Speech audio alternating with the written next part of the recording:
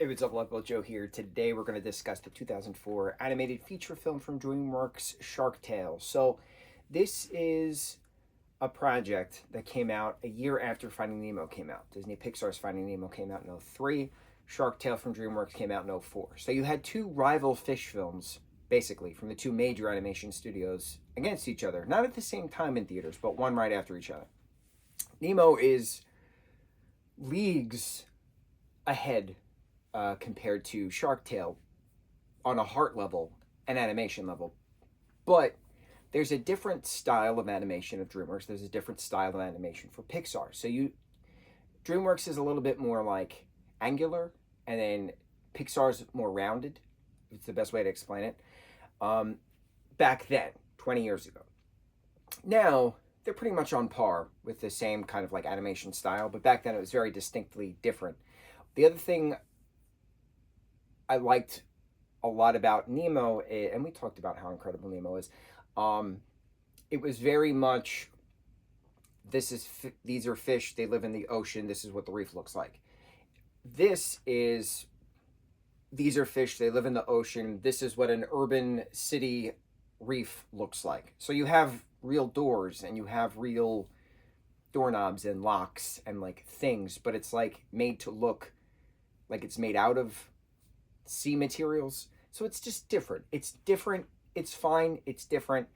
I didn't understand the whole true adult aspect of this particular Shark Tale story back in the day when I first saw it.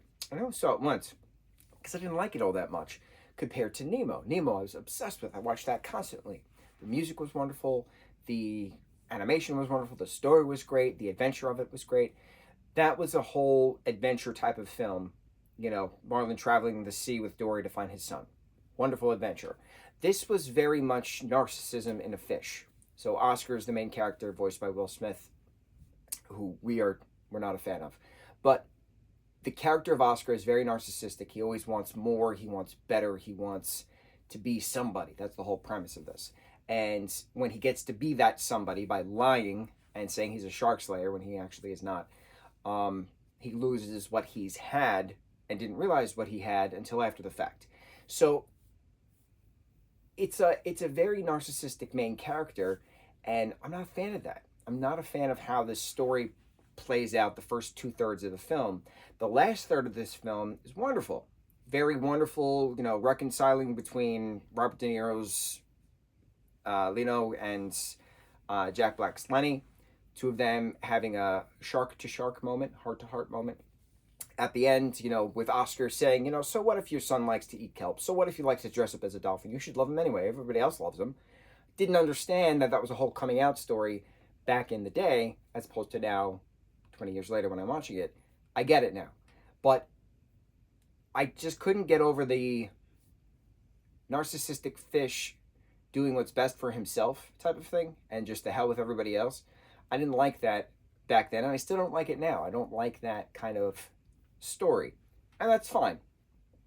Things on a technical note, which I do appreciate about this, is Jack Black and Angelina Jolie play two different characters in this, and they're voice actors in 2008's DreamWorks Kung Fu Panda, and then that series moving forward, which is cool seeing them work together in this film first, which is DreamWorks, and then using the same talent moving forward. I like when that happens. I really liked Renee Zellweger's voice talent in regards to the character of Angie. I thought that was neat. Certain punny things were fun. I liked that whole like sushi scene in the beginning where like obviously there's no customers because they're in the ocean. That was funny. The prawn shop instead of the pawn shop. Little tiny like things like were cute, and I enjoyed it. It was entertaining. But on a whole, I'm not a big fan of this film. I just realized it's a DreamWorks film we haven't seen. We haven't talked about. So I'm glad it popped back up within streaming services. We got to watch it. 2004 Shark Tale. An okay film. Not my favorite. Not the worst. Another thing I noticed, there's a lot of music in this, but it's not a musical. Weird. I don't know. Hit or miss with this project. What are your thoughts? Shark Tale. On to the next review. Mahalo.